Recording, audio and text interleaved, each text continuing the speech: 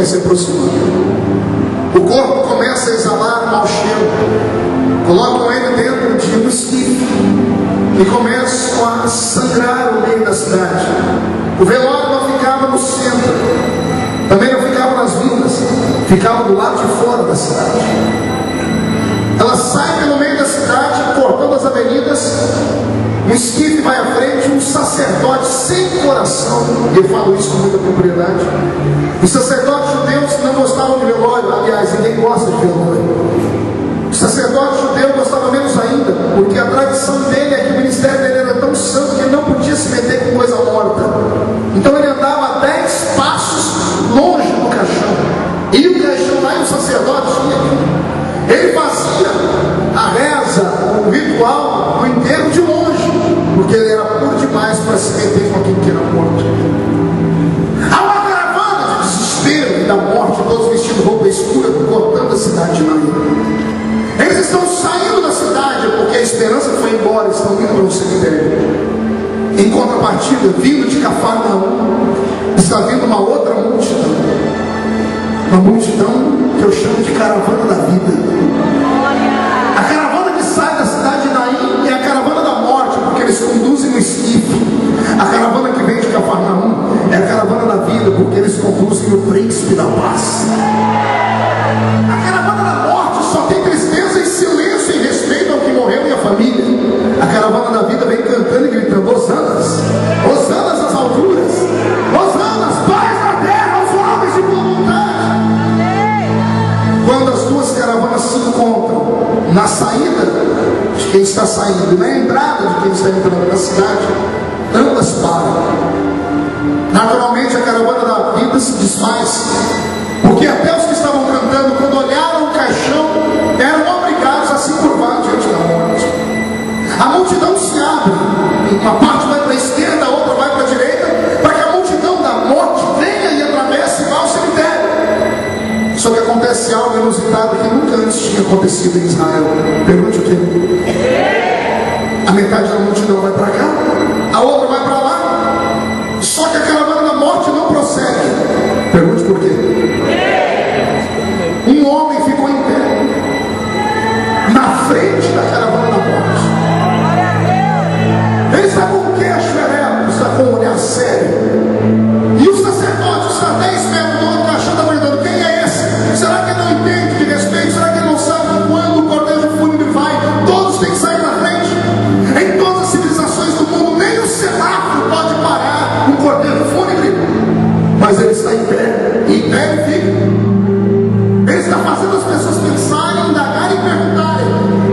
Até que de repente ele começa a andar, mas ele não vai para a esquerda nem para a direita. Ele vai para a frente do velório. Ele vai para a frente do cortejo fúnebre. Ele vai atravessando as pessoas até chegar do lado do caixão. E quando ele para do lado do caixão e olha de maneira rápida o morto, o seu olhar sai do morto e olha nos olhos da mãe que estava do lado do caixão. É a única pessoa que gostou daquele momento.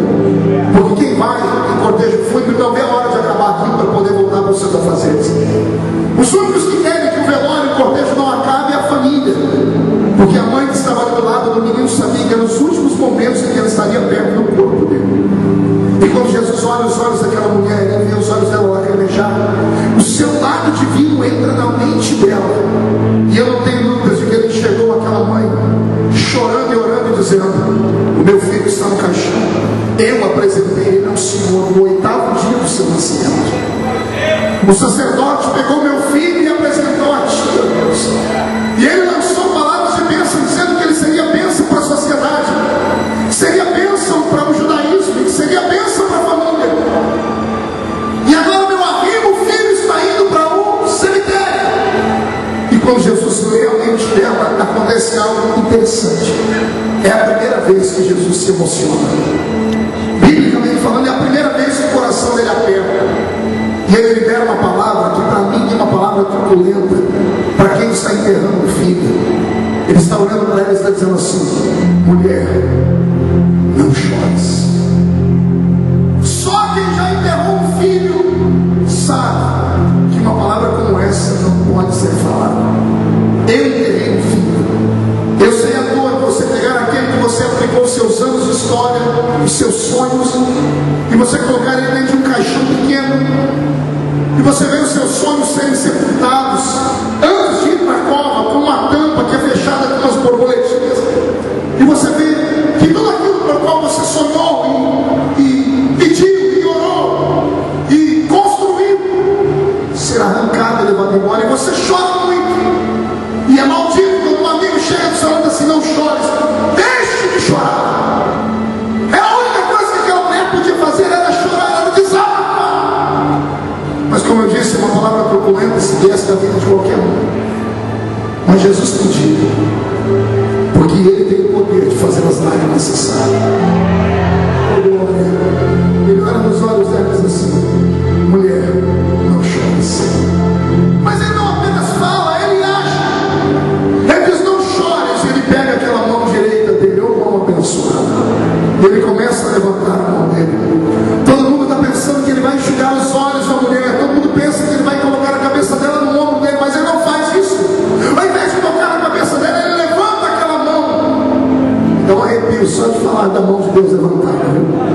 Toda vez que Deus levantou a mão dele na história, alguma coisa aconteceu. Imagina a primeira vez que Deus apareceu com a sua mão na nossa vida. Ele sai do seu trono, vem à terra e usa a mão para fazer o ser humano. Deus não é de usar muito a mão dele. A segunda vez que a mão de Deus aparece na Bíblia é quando Deus está enfurecido, lembra? E aparece na parede do palácio do rei Belsazar uma mão e um dedo gravado na parede, escrevendo Mené, Mené, Tekel, Urbasim, pesado fosse na balança e achado em falta, passado foi o rei de ti. Toda vez que ele levantou aquela mão, ele fez algo extraordinário. Quando ele levanta a mão próximo ao velório, próximo ao cortejo fúnebre, e não toca nos olhos da mulher, a mão dele vai direto para o caixão. E quando ele toca no esquife, ele provoca asco, ele provoca ojeriza, pelo menos o sacerdote, porque o sacerdote deve ter gritado de longe: imundo! Quem toca em defunto fica imundo! Mas Jesus não está nem aí para aquilo que as pessoas falam. Se a religião não toca no morto, Ele, o dono da religião, toca no morto. Se as pessoas não têm coragem de colocar nas suas coisas, porque elas já estão fedorentas e podres, se as pessoas acham que o seu pecado, a destruição da sua vida é muito grave, e ao invés de te ajudarem, te abandonaram, porque eu conheço igrejas e pastores e crentes assim, que quando vê o irmão viver de bem, ele quer ficar com ele, quer andar com ele, quer estar com ele, mas quando as coisas começam a dar errado, alguém está dizendo: não, fique perto, viu? Porque Deus está pesando a mão, se você ficar perto, vai pesar a mão em cima de você também. Eu venho nesta tarde te dizer que se os homens te abandonaram no meio do caminho, o meu Jesus vai fazer um estrago na vida deles e vai fazer uma bênção na sua vida. Ele vai para a mão onde o homem não põe a mão dele. Meu Deus, subi uma arrepio da minha coluna de novo, Beto. Recebe porque isso é uma palavra profética. Onde o seu pastor não põe a mão, onde o seu marido e a sua esposa não põem a mão, onde os seus amigos não têm coragem de colocar a mão porque pensam que vão ficar contaminados, nessa tarde o meu Jesus coloca a mão dele. Recebe o seu milagre.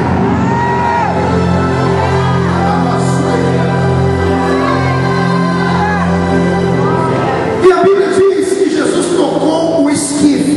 Tocou o quê? Pergunta ao seu irmão: o que é um esquife? Quando eu era menino na faculdade de teologia, nós tínhamos um garoto lá que era uma bênção. E no dia de aula, uma aula de hermenêutica, nós tínhamos que aplicar a exegese bíblica, a interpretação bíblica. Ele era muito eloquente. E o professor deu para nós uma matéria sobre louvor. O que se pregava numa festa de coral, círculo de oração e de grupo de música. E esse menino levantou e disse: eu tenho um sermão, pastor. O pastor chamou ele na frente e ele foi pregar. Ele disse: senhores que estão me ouvindo, Jesus amava a música. Inclusive, ele não fazia nenhum milagre sem antes ouvir o som da música.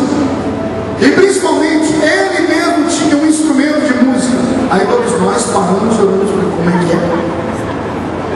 Aí ele falou: Jesus só operava milagres quando ele tocava o seu instrumento particular. Isso é uma revelação que Deus me deu. Todos nós ficamos apavorados. Como é que é Jesus tocava um instrumento? E ele abriu a Bíblia e disse: vejam só as coisas. Para Jesus ressuscitar um morto, diz a Bíblia que ele tocou o esquife.